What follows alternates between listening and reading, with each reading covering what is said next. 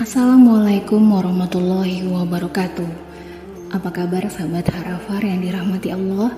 Semoga kita semua selalu sehat dalam lindungan Allah Subhanahu wa Ta'ala. Amin ya Robbal Alamin. Demikianlah pengajaran itu Allah berikan kepada orang yang beriman kepada Allah dan hari akhir. Barang siapa bertakwa kepada Allah, niscaya Allah akan memberikan jalan keluar baginya, dan Dia memberi rezeki dari arah yang tiada disangka-sangka. Barang siapa bertawakal kepada Allah, pasti Allah akan mencukupkan kebutuhannya. Quran Surat At-Talaq ayat 2 dan 3. Sahabat Harafar yang dirahmati Allah, pada kesempatan kali ini saya akan mengisahkan sebuah kisah yang begitu indah, yang penuh dengan pembelajaran.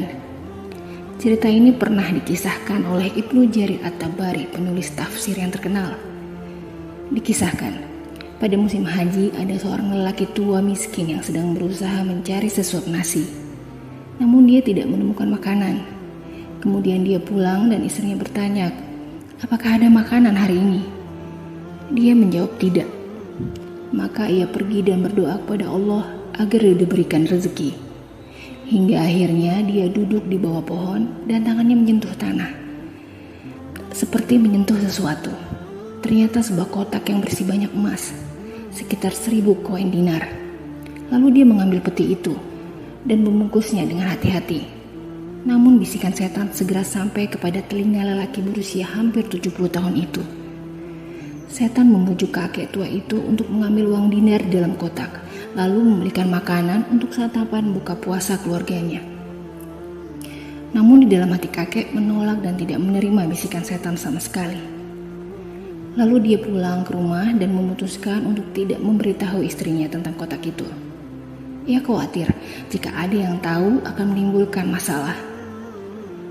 Namun ketika istrinya membuka pintu, istrinya bertanya, apa yang ada di dalam kain itu? Kemudian sang suami menjelaskan dan sang istri meminta untuk mengambil uang dinarnya. Sang suami pun menolak permintaan istrinya. Istrinya bahkan meminta 1 keping saja. Tidak. Kalaupun bisa, itu baru bisa setelah kita umumkan selama 1 tahun, ujarnya. Sahabat Harafar, pernah mendengar alukatah atau barang temuan? Jika barang temuan tersebut berharga dan sedang dicari oleh pemiliknya, siapapun yang menemukan benda itu harus mengumumkan dalam waktu 1 tahun. Jika tidak ada pemiliknya yang mengambil, barulah penemu bisa memanfaatkan barang temuan tersebut. Kalau begitu ambil saja 1 dinar untuk kita membeli makanan berbuka puasa, jawab wanita itu. Demi Allah, tidak. Jika kamu mengambilnya, aku akan menceraikanmu, jawab sang suami. Lalu istrinya pun tak berani mengambil uang dinar di dalam kotak itu. Dan akhirnya mereka sekeluarga berbuka puasa hanya dengan air putih. Kakek tua ini tinggal bersama 8 orang wanita, yaitu istrinya, ibu mertuanya, saudara perempuannya, mertuanya, dan anak-anak perempuannya. Dan dia adalah tulang punggung keluarga.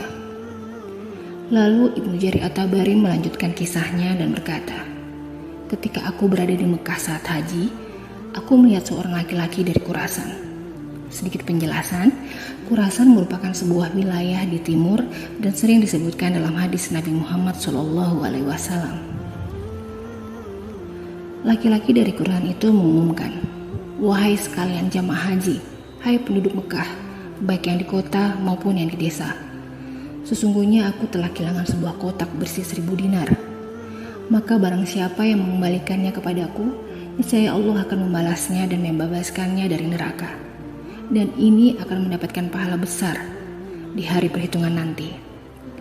Kemudian kakek yang mendengarkan ucapan pria Khurasan berdiri dan berkata kepadanya, wahai orang Khurasan, negeri kami berada dalam keadaan sulit. Hari-hari haji tinggal menghitung hari. Maka tidak menutup kemungkinan harta itu jatuh ke tangan orang miskin dan beriman, yang ingin imbalan dari Anda jika ia mengembalikan harta tersebut kepada Anda, maka berilah dia hadiah kecil. Orang dari Khurasan ini berkata, berapa hadiahnya? Berapa banyak yang diinginkan? Orang tua itu menjawab, dia menginginkan 1/10, yaitu 100 dinar. Pria dari Khurasan ini tidak setuju. Dia berkata, demi Allah, Aku tidak akan melakukan itu dan aku akan mempercayakan urusanku kepada Allah. Aku hanya mendoakan orang yang menemukan hartaku yang hilang. Ibnu Jarir At-Tabari berkata, aku mengetahui bahwa orang tua itu adalah orang miskin. Dia menemukan kotak dinar dan menginginkan sebagian kecil darinya. Aku mengikutinya sampai dia kembali ke rumah. Aku mendengarkannya memanggil istrinya dan berkata, "Wahai Lubabah." Wanita itu menjawab, "Labaik Abu Giyats." Lalu dia berkata, "Aku telah menemukan pemilik dinar ini." Dia mengumumkannya, dan untuk yang menemukannya dia tidak akan memberikan apapun kecuali doa. Aku berkata kepadanya, "Beri kami 100 dinar." Tapi dia menolak dan menyerahkan urusannya ke tangan Allah. Apa yang harus aku lakukan, Lubabah? Aku harus membalikannya. Aku takut kepada Allah. Aku takut Allah melipat gandakan dosa-dosaku. Istrinya menjawab, "Wahai suamiku, kita telah bersama melalui cobaan kemiskinan selama 50 tahun. Sedangkan kita mempunyai 4 anak perempuan, 2 saudara perempuan, ibumu dan ibuku. Kamulah yang ke-9. Kita tidak mempunyai kambing atau hewan ternak. Ambillah uang dinar di dalam kotak itu. Kita tidak akan lapar lagi." Ia berkata kepada istrinya, "Wahai Lubabah, jika aku memakan sesuatu yang diharamkan setelah usiaku, maka perutku akan terbakar dengan api neraka. Padahal sekian lama aku bersabar dalam kemiskinan, dan aku akan mendapatkan kemurkaan Allah. Tidak, demi Allah aku tidak akan melakukannya." Ibnu Jarir At-Tabari berkata, lalu aku berpaling dengan takjub kepada kakek tua dan istrinya. Dan hingga pada suatu hari, aku mendengarkan pemilik dinar itu mengumumkannya lagi. Beliau berkata, "Wahai penduduk Mekah, wahai para jamaah haji, wahai tamu-tamu Allah, baik di kota maupun di desa. Siapa yang menemukan peti kotak 1000 dinar, dia harus mengembalikannya kepadaku dan dia akan menerima rahmat Allah." Maka kakek tua itu kembali berdiri dan ia berkata, "Wahai orang Khurasan, di hari yang lalu sudah aku katakan dan nasihatkan kepadamu. Demi Allah, negeri kami sedang kesusahan, maka berikanlah kepada orang yang menemukan hartamu itu sesuatu sehingga dia tidak kelaparan. Dan aku sudah katakan kepadamu untuk memberikan hadiah kepada orang yang menemukannya 100 dinar. Namun engkau enggan. Maka jika hartamu berada di tangan seorang yang takut kepada Allah, maka silahkan engkau memberinya 10 dinar saja sebagai pengganti 100 yang akan menjadi perlindungan dan penjagaan bagi mereka, karena telah menjaga hartamu dengan amanah." Orang Khurasan itu menjawab, "Aku tidak akan melakukannya. Aku akan mencari hartaku di sisi Allah, dan aku akan menyerahkan kepada Allah di hari kami berjumpa dengannya. Cukuplah Allah sebagai penolong bagi kami, dan dialah sebaik-baiknya pelindung." Ibu Jarir At-Tabari melanjutkan kisahnya. "Kemudian orang-orang bubar dan pergi. Maka ketika kami berada di suatu waktu di siang hari, aku mendengar pemilik dinar itu kembali menyeru dengan panggilan yang sama persis. Ia berseru, 'Wahai jamaah haji, wahai tamu Allah, baik yang tinggal di kota maupun di desa, barang siapa menemukan kotak berisikan uang 1000 dinar, maka kembalikan kepadaku, dan dia akan mendapatkan pahala dan ganjaran di sisi Allah.' Kakek tua itu kembali berdiri.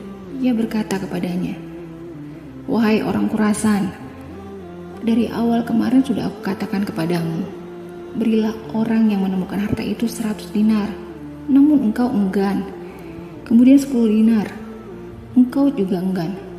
Maka silahkan engkau berikan orang yang menemukan harta itu 1 dinar saja, sehingga dengan separuhnya ia bisa membeli keperluan yang ia butuhkan. Dengan separuh sisanya, ia bisa membeli kambing yang dapat diperah susunya, sehingga orang-orang bisa minum dan memberi makan anak-anaknya dan mengharapkan pahala." Orang Khurasan itu berkata, "Aku tidak akan melakukannya, tetapi aku akan menyerahkannya kepada Allah dan mengadukannya kepada Robku. Pada hari kami berjumpa dengannya, cukuplah Allah sebagai penolong dan dialah sebaik-baiknya pelindung." Kakek tua itu pun menariknya dan berkata kepadanya, "Kemarilah, ambillah dinar-dinarmu dan biarkan aku tidur malam ini. Sungguh hidupku tidak tentram semenjak aku menemukan uang itu." Ibnu Jarir berkata, kemudian ia pergi bersama pemilik dinar itu. Karena ia sejak awal mengikuti kisah ini dan mengikuti keduanya hingga orang tua itu masuk dalam rumahnya. Lalu Ibnu Jarir meminta izin untuk ikut masuk ke rumah kakek ini. Betapa kagetnya Ibnu Jarir dan pria Khurasan ketika masuk ke rumah kakek tua ini. Karena di dalam rumah ini tidak ada harta benda apapun, dan rumah yang hanya berlantai tanah. Sungguh kakek tua benar-benar orang yang miskin. Kakek ini mengatakan pakaian usang yang ia pakai sekarang ini adalah pakaian terbaik yang mereka punya. Pakaian inilah yang mereka gunakan untuk sholat secara bergantian. Aku gunakan pakaian ini untuk sholat subuh.